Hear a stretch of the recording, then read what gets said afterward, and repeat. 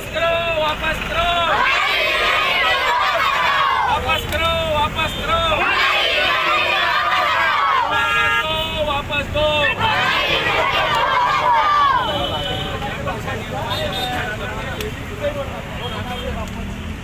University आमची हक्काची, university आमची हक्काची, शरद पवार, शरद पवार, अजित पवार, स्पोर्ट्स युनिव्हर्सिटी आमची हक्काची.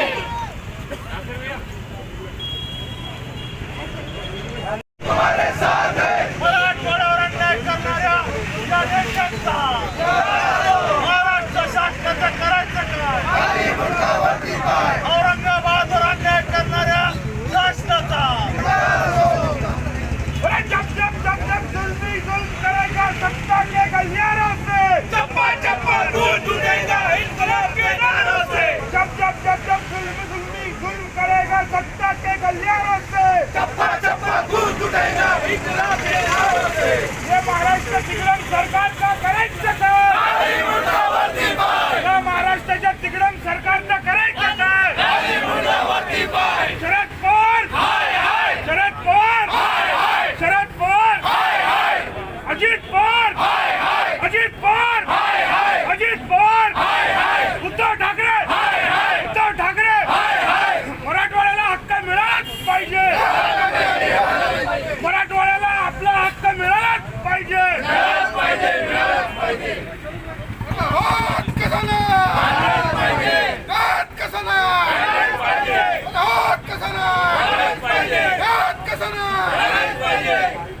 मुबीन भाई,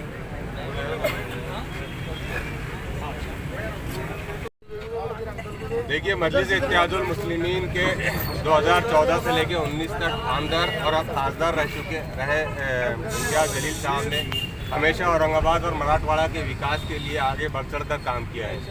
जब वो आमदार थे तभी उन्होंने औरंगाबाद में यहाँ के स्पोर्ट्स प्लेयर्स के वास्ते एक इंटरनेशनल स्पोर्ट्स यूनिवर्सिटी का प्रपोजल महाराष्ट्र सदन में रखा था, जिस पर अच्छी खासी चर्चा हुई थी और औरंगाबाद में उसके लिए जगह भी फाइनल तकरीबन होते आई थी. लेकिन ये जो तिगड़म सरकार है, शिवसेना, कांग्रेस और एनसीपी की, इन्होंने अपनी कुर्सी बचाने की खातिर कई ऐसे प्रपोजल्स हैं जिसको औरंगाबाद की बजाय उन शहरों में लेकर गए हैं जो ऑलरेडी जो है तो बड़े डेवलप शहर है, जो स्मार्ट सिटी ऑलरेडी है और वहाँ पर काफ़ी जो है तो विकास के काम पहले से हो चुके हैं.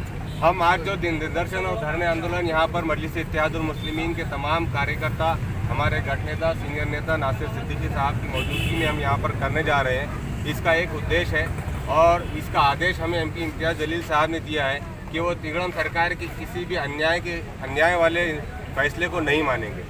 आपको ये बताते हुए बड़ा अफसोस हो रहा है कि महाराष्ट्र सरकार ने इंटरनेशनल स्पोर्ट्स यूनिवर्सिटी का क़याम औरंगाबाद में करने का तकरीबन तय कर लिया था, लेकिन ये तमाम एक ही थाली के चट्टे बट्टे हैं. तमाम को अपनी कुर्सी बचाना है, अपनी सत्ता बचाना है. इनको जनता के विकास के कामों से कोई लेना देना नहीं है.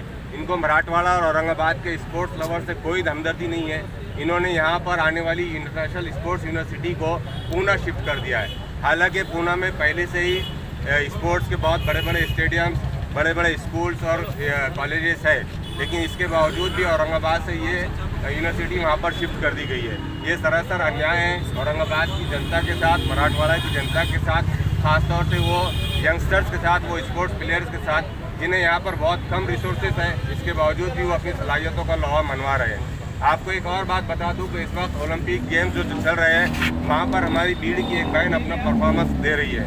अगर हमारे इस एरिया के स्पोर्ट्स प्लेयर्स को अच्छे से अच्छा इंफ्रास्ट्रक्चर मिलेगा तो ये अपनी सलाहियतों को और ज़्यादा इस्तेमाल करेंगे और देश का नाम रोशन करेंगे.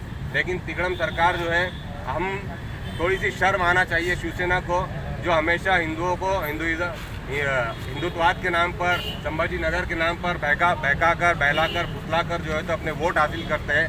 लेकिन जब विकास के कामों की याद आती है तो ये कहीं ना कहीं आजकल अपनी सत्ता बचाने के लिए सरेंडर हो रही है एनसीपी के पास.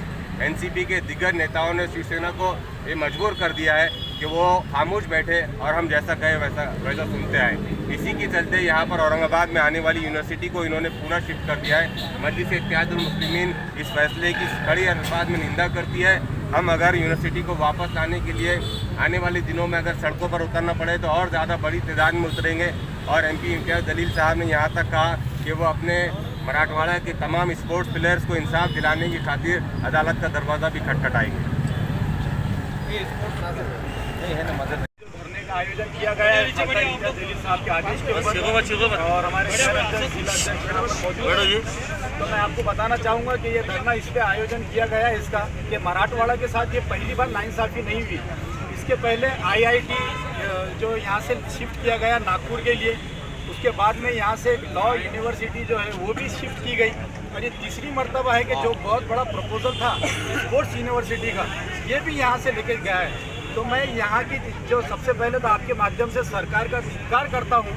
इसके ऊपर मैं समझता हूँ कि यहाँ के जो दूसरे नेतागण हैं जो जिन्होंने इसके बारे में कुछ सोचा भी नहीं ना उसके लिए लड़ा कि भाई हमारे यहाँ से ऐसे बड़े बड़े प्रपोजल्स जो हमारे मराठवाड़ा के लोगों के लिए है तो ये उठाकर दूसरे स्टेट्स के अंदर ले जाया जा रहा है।